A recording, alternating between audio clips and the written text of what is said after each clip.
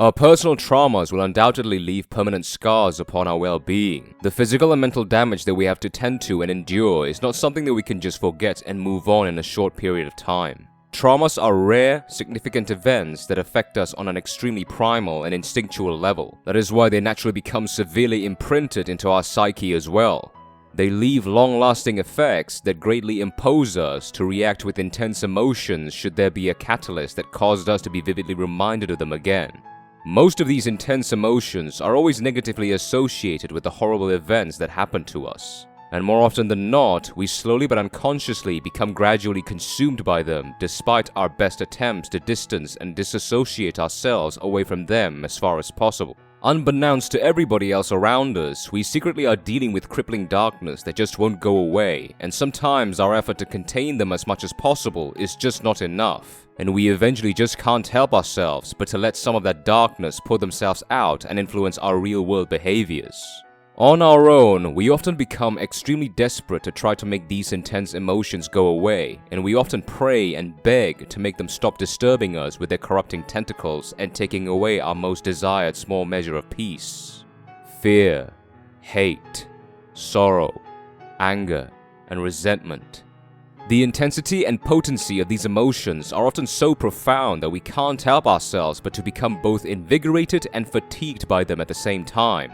We often let them consume our thoughts and in some worst cases just allow them to dictate us towards whatever morally implausible dark deeds they want us to commit. But what we don't realize is that they have a side to them that can be extremely useful in blessing us with that ruthless drive and vitality that we always inevitably require to both pursue our objectives and endure setbacks. Their forces are so strong that as much as you'd like them to go away, when you eventually learn to control and apply them correctly, you wouldn't want them to leave either, despite their constant unsettling effects on you. As I've mentioned beforehand, emotions are the most powerful force that all human beings possess. And if we can understand where they come from and learn or train ourselves to both summon and utilize them at will to serve our personal objectives, we can reach milestones much further than we can initially imagine or estimate from ourselves. What we must first understand is that amongst the chaos, these emotions usually reveal to us their notably bitter, disturbing, and unnerving origins. Like, what do we fear, who do we hate or resent, what we are sad or devastated about, etc.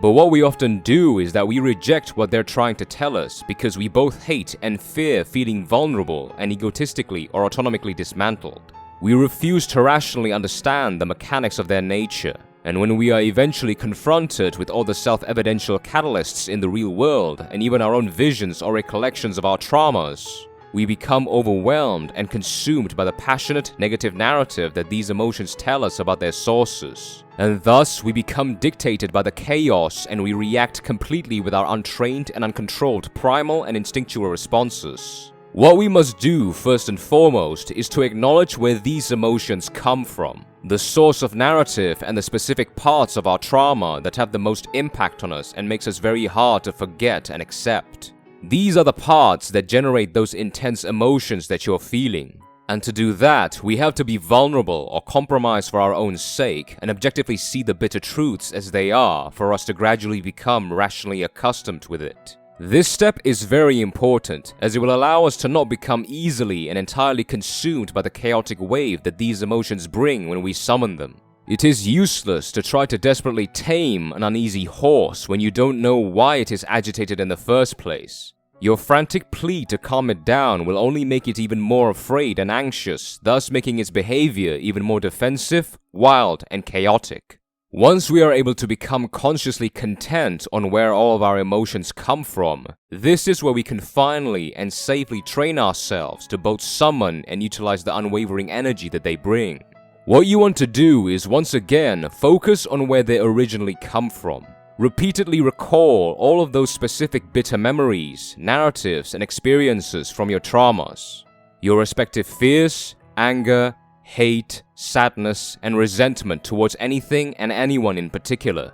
Let those intense emotions gradually build and fill up your entire thoughts with high doses of rage, spite, guilt, regret, and even utter embarrassment that you just desperately can't live with without correcting or redeeming them yourself. One thing to mention here is that you don't want to try to desperately tame them or cut them off right away, as by now you shouldn't be as easily provoked or consumed by your emotions as much as before, because you have developed your ability for rationality. Now, as those emotions start to make you feel considerably on edge, agitated, and unsettling, this is the specific moment where you must shift your focus away from entertaining and obsessing over the source of your emotions, or the antagonistic narrative that it is telling you, towards quote-unquote feeling them instead. Don't think about them or dwell in them anymore or any further. Just feel them. Close your eyes. Feel the flow, the rush, the quiver, and the surging vitality coming from all the chemical mixtures and reactions inside your mind and body. Your heartbeat becomes faster. Your breath becomes deeper. Your senses become sharper. You become restless and agitated to do something. You may even be compelled to stand on your feet and pace back and forth because of the insurmountable amount of energy that you're trying to unleash onto something. Once you become vividly and authoritatively conscious of that vigorous energy at your disposal, then it is entirely yours to utilize and capitalize them externally on whatever constructive endeavors of your choice. At some point during your commitment, you will exhaust the momentum that those emotions gave you initially as they gradually fade away. Now, depending on where you're at and also taking into account your physical and mental condition by that time, should you desire to have more oomph, you can simply repeat the previous steps once again. But for most people, usually once is enough to both get things done and fatigue yourself for the rest of the day.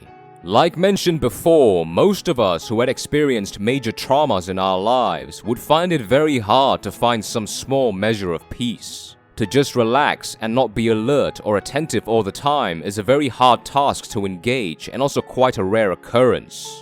It is the curse that we are bestowed upon, and most of us will just have to live with them haunting our memories. But of course, that doesn't mean that we should just allow those daunting apparitions to take over our thoughts and let them sabotage us indefinitely. It is in our power and jurisdiction to put them on a leash and use them as gleaming motivational opportunities or blessings to take all the necessary actions to improve our circumstances.